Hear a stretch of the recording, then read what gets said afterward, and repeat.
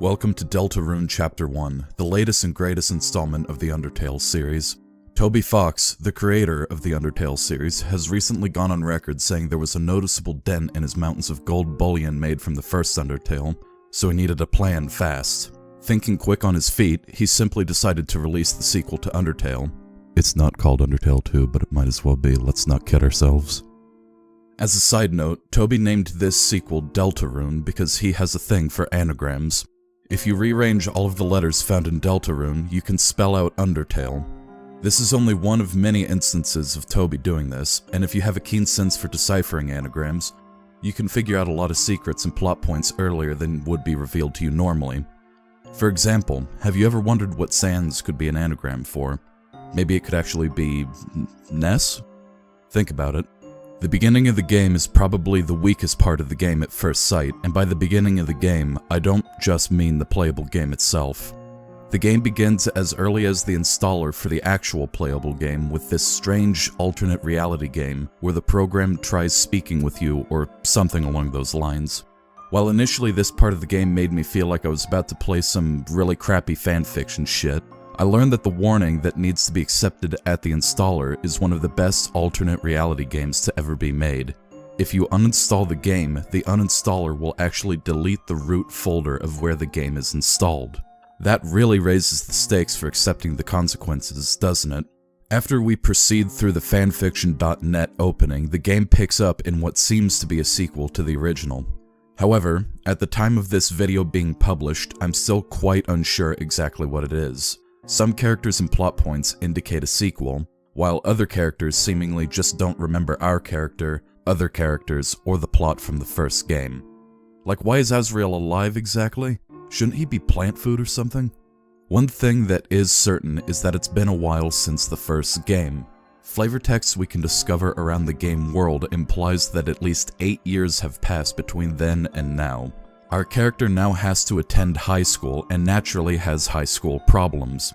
Notably, the biggest problem our character has is a dragon girl named Susie, our high school bully of the story.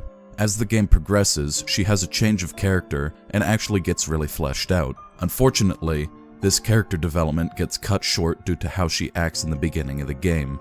With her bullying behavior and threats to eat our protagonist, artists across the globe have already gone into overdrive to create porn around these character traits.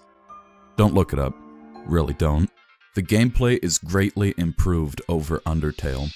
Combat is now distinctly more RPG-like, with the player being able to decide what each party member does to each enemy. Except for Susie, because she's a raging bitch and won't listen to you.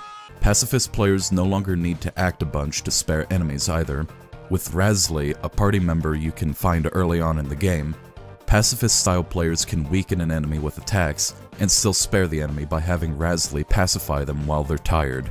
Another gameplay change is the inclusion of world traps and puzzles. Careful planning and coordination is needed in this installment of the series, unlike Undertale where there were only 3 or 4 puzzles.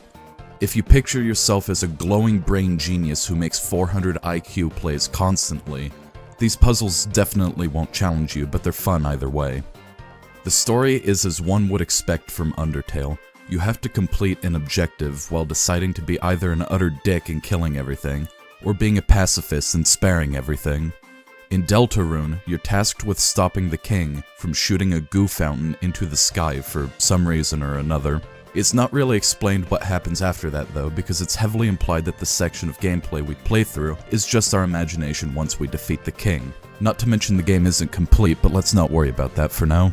Once we are done playing make-believe with our Barney the Dinosaur cosplaying friend, we can finally leave school and explore the town to find all of our favorite characters from Undertale, such as Fish Lady, Anime Nerd, Father of the Year, Ness, Shota Fantasy Lady, Depressed Millennial, and many more. You know, except for the ones that are dead in the town graveyard. Sadly, Papyrus couldn't make it into the release, so instead Sans locked him away in his house, so he couldn't be a menace to society.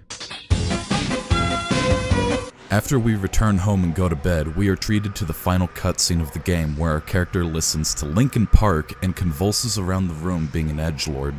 Does this have anything to do with the canon? Probably not, but who knows. It's only the first chapter after all. And that's that. Not much else can be said about Deltarune except it's a good time. It's a true sequel to Undertale, and it really captures the humor and charm that Undertale has. I would wholeheartedly recommend everyone try it out. I give Deltarune 5 out of 5 chapters that are probably going to be released like Telltale games of the past.